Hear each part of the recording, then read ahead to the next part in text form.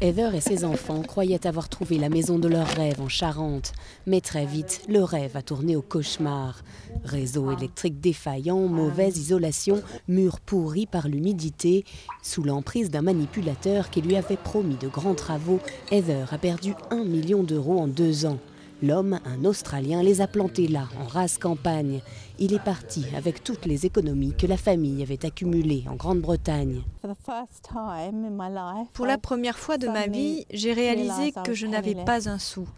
J'avais beaucoup de factures, pas de travail, je ne parlais pas la langue et je devais m'occuper de la famille. C'était une période vraiment très inquiétante.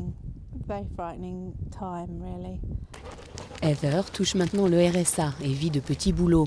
Comme elle, environ 5000 Britanniques sont installés en Charente.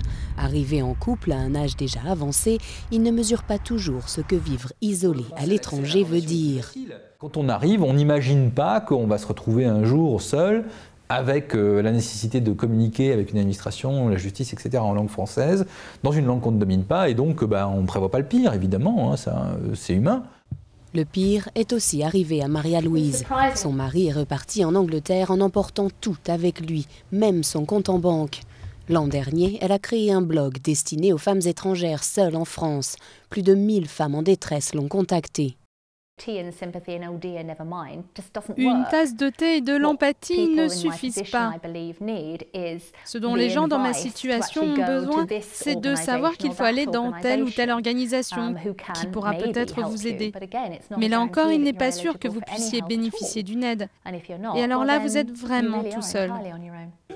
Sans plus aucune famille en Grande-Bretagne, Maria-Louise a décidé de rester en France. À défaut d'y avoir réalisé son rêve, elle veut continuer d'aider celles qui, comme elle, ont vu leurs espoirs de vie nouvelle anéantis.